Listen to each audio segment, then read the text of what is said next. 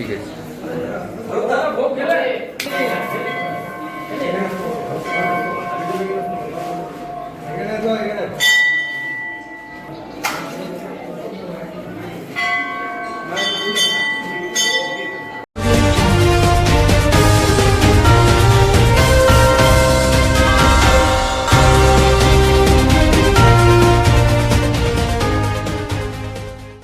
বিধানসভা নির্বাচনকে সামনে রেখে এখন রাজ্যের প্রতি জায়গায় ভোট প্রচারে নেমে পড়েছেন বিভিন্ন রাজনৈতিক দলের প্রার্থীরা।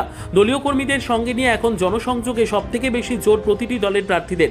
ঠিক একইভাবে সবকিছু ছেড়ে এখন ভোটারদের কাছাকাছি পৌঁছে গিয়ে নিজের বিধানসভা কেন্দ্র জনসংযোগ সারছেন গলসি বিধানসভার তৃণমূল কংগ্রেস প্রার্থী অলোক মাঝি। বুধবার তিনি ভোটের প্রচারে পৌঁছন কাকসার রাজকুসুম গ্রামে।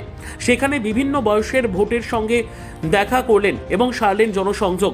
শোনেন সাধারণ মানুষের কাছ থেকে বিভিন্ন অভাব অভিযোগের কথা।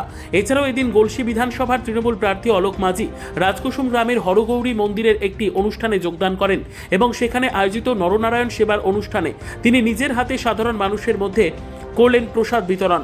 রাজকুসুম গ্রামের এদিনের প্রার্থী প্রচার ও জনসংযোগ কর্মসূচিতে উপস্থিত ছিলেন কাকসা ব্লক তৃণমূল কংগ্রেসের ব্লক সভাপতি নবকুমার সামন্ত, তৃণমূল নেতা হিরণ্ময় ব্যানার্জি, কুলদীপ সরকার সহ তৃণমূলের অন্যান্য কর্মী ও সমর্থকেরা।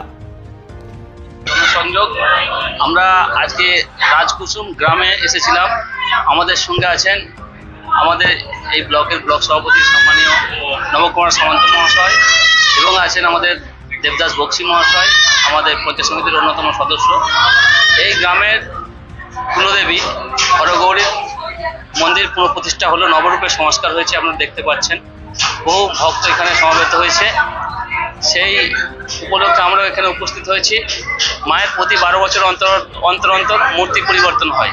সেই মূর্তিরও পরিবর্তন হয়েছে, তার সাথে সাথে মন্দিরেরও সংস্কার হয়েছে, নতুন রূপে সংস্কার হয়েছে। আমি এলাকার মানুষকে অসংখ্য ধন্যবাদ জানাই যে আমাদের মাননীয় মুখ্যমন্ত্রী যেমন বলেন ধর্ম যার যার উৎসব সবার, জাতি ধর্ম বর্ণ নির্বিশেষে সকল মানুষ এখানে সমবেত হয়েছেন। এটা এই এলাকার একটা ঐতিহ্য। রাজকুসুম বসুধা এগুলো খুব বহু প্রাচীন গ্রাম। এই গ্রামের চারদিকে ছড়িয়ে ছিটিয়ে এখানে বনকাটি এগুলো ইতিহাসে লুকিয়ে আছে। সেই পাল সেন যুগের থেকেই এখানকার যে সংস্কৃতি ঐতিহ্য এলাকার মানুষ বহন করছে। আর হরগৌরীর কাছে আমরা এটাই প্রার্থনা যে আমাদের বাংলার মানুষ যাতে করে সুখে থাকে, সমৃদ্ধিতে থাকে।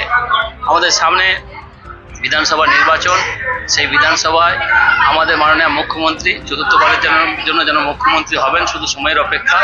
তার সাথে সাথে আমাদের এই যে আমাদের পূর্ব বর্ধমান এবং পশ্চিম বর্ধমান জেলা, পূর্ব বর্ধমান জেলায় 16টা এবং আমাদের পশ্চিম বর্ধমান জেলায় 9টা, এই আমাদের টোটাল 25টা বিধানসভায় আমরা প্রত্যেকে যারা আমার তৃণমূল কংগ্রেসের পদপ্রার্থী, আমরা প্রত্যেকেই যেন জয়লাভ করে আমরা বিধানসভায় পদার্পণ করতে পারি।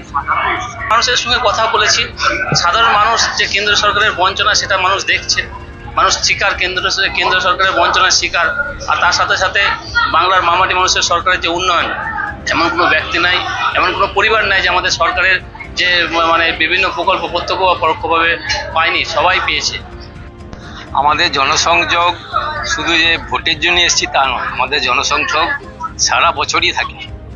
প্রার্থী আজকে এসছেন আমাদের মায়ের মন্দিরে, আমাদের হরগৌরী যে পুজো হয় এবং 12 বছর অন্তর যে মূর্তিটা আমাদের আবার নতুন করে নির্মাণ করা হয়। আর এই যে আমাদের মন্দিরটা ছিল, সেই মন্দিরটাকে আমরা সংস্কার করব।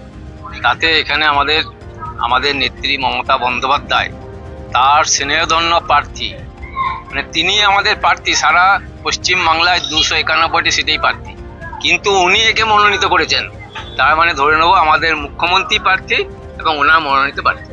তিনি এসে এখানে আমাদের যে জনসংযোগ, আমাদের প্রচুর লোক এখানে আজকে ভক্তরা এসেছেন, তাই ওনাকে বললাম চলুন আমাদের এখানে আজকে আমাদের অনুষ্ঠান আছে, সেই অনুষ্ঠানে আসতে হবে আপনাকে এবং আপনার জনসংযোগটা হবে। এবং জনসংযোগে এসে আমাদের যিনি প্রার্থী তিনি যা বার্তা দিয়ে গেলেন যে এই প্রচণ্ড ভক্ত দেখে উনি বুঝতেই পারলেন যে আমাদের নেত্রী সারা বছর মানুষের পাশে থাকতে বলেন এবং মানুষের সেবা করতে বলেন। সেবাই হচ্ছে আমাদের পরম ধর্ম। তাই এখানে এসে উনি দেখলেন যে ভক্তরা আজকে এখানে এসছে, সেই ভক্তদের আমরা সব সেবা করতে এসেছি।